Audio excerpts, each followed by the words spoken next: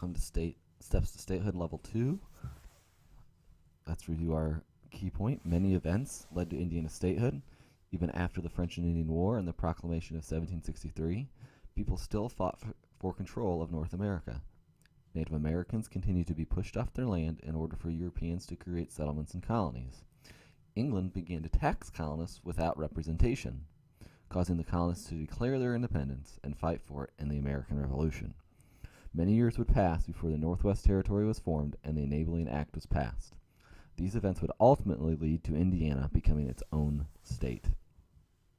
Our big question is, what events most contributed to Indiana becoming a state?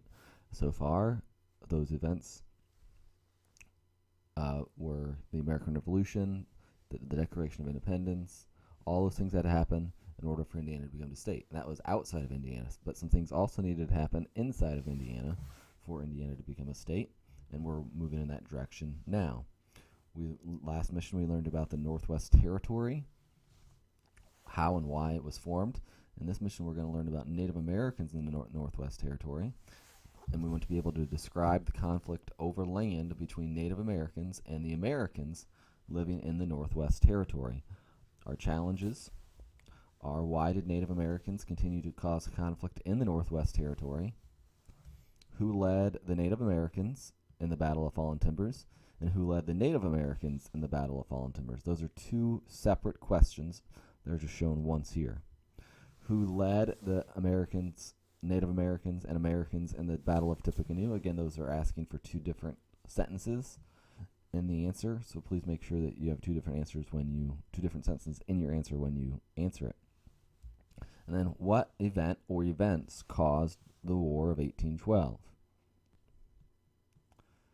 Even after passing the settlement and the laws about the settlement and the government in the Northwest Territory, there were still many conflicts over this land.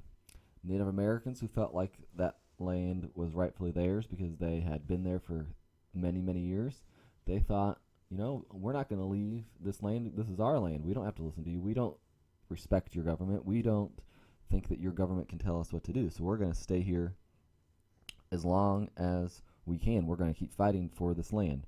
The British, who were still upset about losing to the Americans in the American Revolution, would still continue to encourage, just like Henry Hamilton did, to attack the settlers, in the hopes that would stop them from attacking their forts and would stop them from attacking the Native Americans in their territory. The United States, however, reacted to this by sending troops to stop these attacks. They didn't like these attacks. They felt like that land was theirs and that the Native Americans needed to get off their land. This Native American here, would play a very important role in some of these conflicts, because the Native Americans united in an effort to stop the settlers from moving into the area. And many years ago, before the settlers got there, all these tribes would fight against each other in some instances, but now they had to become united to fight against the settlers to keep their land. Little Turtle was an important figure in this conflict. Machiniquaw was his Native American name, or Little Turtle, how we know him, was one of the leaders of this group. He led a group of Miami, Lenape, and Shawnees and would ambush American soldiers at the village of Miamitown. He led Native Americans to victories in other battles in Indiana and Ohio. So he was a pretty important Native American leader. However, over time, his thinking would change, and he would eventually ask his fellow Native Americans to seek peace with the settlers.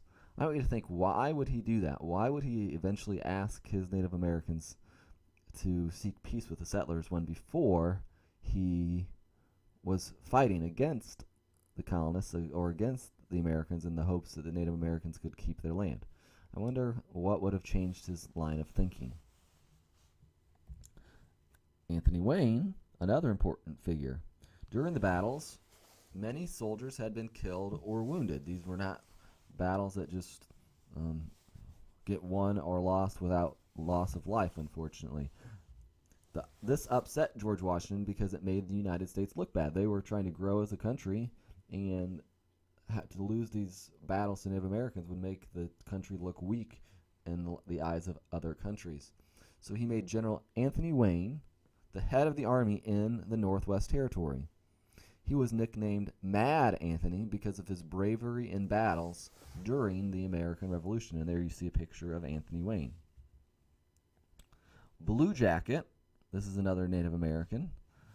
It's going to be important for you to know the difference in these Native Americans, so really make sure you're paying attention to how they were different and how their lives were different from each other.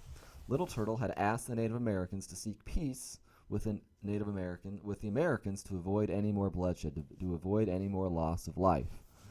However, this did not go over well with all the Native Americans. They did not listen to him. And instead of Little Turtle now leading them, now they're going to have another leader, a Native American by the name of Blue Jacket, who was a Shawnee chief, to lead them into battle against Anthony Wayne. This would take place at the Battle of Fallen Timbers. General Anthony Wayne and his troops, who he had trained for 2 years, marched south from Fort Defiance and came upon a place where a tornado had recently pulled up many trees. Fallen timbers. Timber means trees. These had been fallen. Those trees had fallen over, so now this is the Battle of Fallen Timbers. Blue Jacket and about 2,000 Native Americans waited for him there to fight. Anthony Wayne used his knowledge of Native American tradition as an advantage against the warriors waiting for him there. So Anthony Wayne was a very smart military leader here. He understood his opponent and would use that to his advantage, because he knew it was custom for warriors to fast, meaning not eat, for several days before battle, and waited several days for his attack, knowing that they would be hungry and weak. So think about that. If you didn't eat for a couple days, you didn't drink water for a couple days, you wouldn't be as strong, you wouldn't be as energetic, you wouldn't be as ready to do something as strenuous as fighting in a battle. So Anthony Wayne knew this, and he waited, and after several days, his troops attacked and would then easily defeat those Native Americans at the Battle of Fallen Timbers. After his victory, he would come to Fort Wayne, which at that time was Kikianga, remember, and he built Fort Wayne at the head of the Maumee River, which is still here today, where we live. The Treaty of Greenville was signed after the Battle of Timbers by over 1,000 Native American leaders, including Little Turtle. They agreed to give the United States their land in return for payment from the United States government. So while the Native Americans didn't want to give up their land, they decided they would, and as long as they got money for it. Other Native Americans refused to sign the treaty, still hoping to keep their lands. So there's still going to be some conflict after this. Here you see a picture of the Treaty of Greenville. In 1800, Congress divided the Northwest Territory. Part of it became what was known as the Indiana Territory. This territory included most of the Northwest Territory except Ohio. Congress would make Vincennes that capital of the Indiana Territory.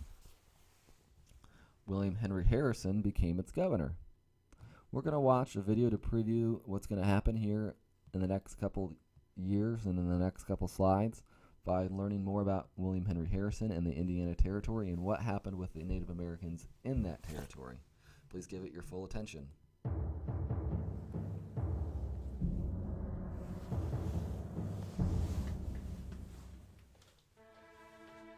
Just outside Lafayette in northeast Indiana rises a well-tended monument dedicated to the fallen soldiers of the Battle of Tippecanoe. At this pastoral site, on November 7, 1811, a territorial militia under the command of a future President of the United States, William Henry Harrison, fought one of the most significant and bloody battles in American frontier history. No battle more decided the fate of Native Americans and U.S. westward expansion. In 1803, President Thomas Jefferson told Harrison that once the Indians were taught to farm, they will perceive how useless to them are their extensive forests, and will be willing to pair them off from time to time in exchange for necessaries for their farms and families. To promote this disposition to exchange lands, which they have to spare and we want, we shall push our trading houses and be glad to see the good and influential individuals among them run into debt, because we observe that when these debts get beyond what the individuals can pay, they become willing to lop them off by a succession of lands. By 1810, Harrison bought over 120 million acres from the Indians. Once owned, the federal government sent out survey teams. It was with the surveyor's compass and chain that the Western movement began. By the fall of 1807, the territory covered by the surveyors stretched from the western border of Pennsylvania to the Mississippi River on the western border of Illinois. 3 future states, Ohio, Indiana, and Illinois, had been surveyed, and Americans were crossing the Appalachians in great numbers. They entered the area north of the Ohio River, clearing the land for farms and towns. The families who settled here shared the American vision that would become known 40 years later as Manifest Destiny, and which produced an ever-increasing flow of pioneers, pushing the frontier and Indians ever westward. In response to this white encroachment, a Shawnee Indian chief, Tecumseh, attempted to unify his people in defense of their lands. Intelligent, courageous, and humane, he is regarded as one of the greatest native leaders of the pioneer era. In 1806, Tecumseh's brother, called the Prophet, began preaching rejection of white civilization. The brothers founded a community, Prophet's Town, at the confluence of the Wabash and Tippecanoe rivers. Tecumseh, infuriated by the land secessions brought about by Harrison's maneuvering of the Indians, organized a confederacy of a dozen tribes. He told other tribal leaders, "One stick can be easily broken, but a bundle of sticks cannot. Let us halt this invading horde of people and their soldiers. Let us reclaim the land and the way of our ancestors." He advanced the position that land was the common property of all the tribes. "Sell our lands," he asked. "Why not sell the air, the clouds, and the great sea?" When Tecumseh declared the 1809 sale of 3 million acres in Indiana and Illinois invalid, raids began on outlying settlements. In September 1811, Tecumseh visited Harrison in Vincennes, Kentucky, on a trip south. He tried to assure Harrison that there was nothing to be afraid of from the Indians. But after he left, the governor put out a call for troops to move up the Wabash River to Prophet's Town. Harrison wrote to the Secretary of War, "Tecumseh is now upon the last round to put a finishing stroke to his work. I hope, however, before his return that a part of the work he considered complete will be demolished, and even its foundation be rooted up." On September 20, 1811, Harrison began his march north with a militia of 1,200 men made up of Army regulars and volunteers from the Indiana Territory and Kentucky. 42 days later, they reached an encampment 1/2 mile west of Prophet's Town. On the morning of November 7th, the Prophet began a walk to the top of a formation later known as Prophet's Rock. The night before, with Tecumseh gone, he had taken charge of the Indians living in the city. He ordered the warriors to sneak up on the militia camp and kill Harrison and his officers. He told them that, leaderless, the militia would scatter. As the plan began to unfold, the Indian surprise attack was uncovered. A bloody, ferocious battle ensued with many deaths and wounded on both sides. Later, Harrison wrote about the battle. The bark was flying from the trees. The Indians had the best powder and bullets, as well as bow and arrow. At the southern end of the battlefield, the Indian took his last stand. Harrison and his officers were not killed, and the troops did not disperse as the Prophet had foretold. This caused the Indians to retreat. 1 day later, Harrison's soldiers burned Prophet's Town to the ground. The battle marked the end of the tribal confederacy, and with it any hope of thwarting the white man's inevitable expansion west. In retrospect, it was the Indians' last chance to be a partner in the new nation.